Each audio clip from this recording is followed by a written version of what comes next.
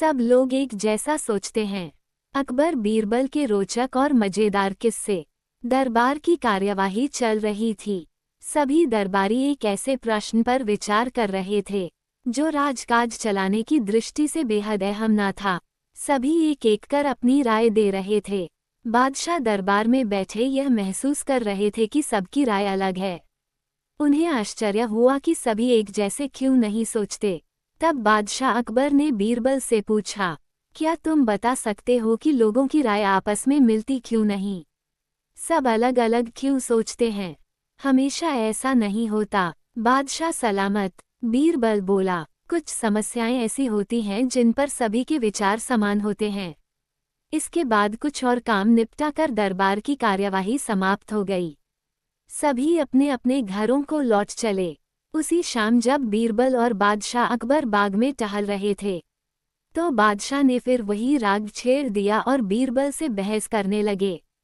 तब बीरबल बाग के ही एक कोने की ओर उंगली से संकेत करता हुआ बोला, वहां उस पेड़ के निकट एक कुआं है, वहां चलिए। मैं कोशिश करता हूं कि आपको समझा सकूं कि जब कोई समस्या जनता से जुड़ी हो तो सभी एक जैसा ही सोचते हैं। मेरे कहने का मतलब यह है कि बहुत सी ऐसी बातें हैं जिनको लेकर लोगों के विचार एक जैसे होते हैं। बादशाह अकबर ने कुछ देर कुएं की ओर घूरा, फिर बोले, लेकिन मैं कुछ समझा नहीं। तुम्हारे समझाने का ढंग कुछ अजीब सा है। बादशाह जबकि जानते थे कि बीरबल अपनी बात सिद्ध करने के लिए ऐसे ही प्रयोग करता रहता है। सब समझ जाएंगे हुजूर। बीरबल बोला, आप शाही फरमान जारी कराएं कि नगर के हर घर से एक लोटा दूध लाकर बाग में स्थित इस कुएं में डाला जाए। दिन पूर्णमासी का होगा। हमारा नगर बहुत बड़ा है। यदि हर घर से एक लोटा दूध इस कुएं में पड़ेगा तो ये दूध से भर जाएगा। बीरबल की यह बात सुन बादशाह अकबर ठहाका लगाकर हंस पड़े। फिर भी उन्होंने बीरबल के कहेनुसार फरमान जारी कर दिया। शहर भर में मुनादी करवा दी गई कि आने वाली पूर्णमासी के दिन हर घर से एक लोटा दूध लाकर शाही बाग के कुएं में डाला जाए। जो ऐसा नहीं करेगा उसे सजा मिलेगी। पूर्णमासी के दिन बाग के बाहर लोगों की कतार लग गई। इस बात का विशेष ध्यान रखा जा रहा था कि हर घर से कोई न कोई वहां जरूर आए। सभी के हाथों में भरे हुए पात्र बर्तन दिखाई दे रहे थे।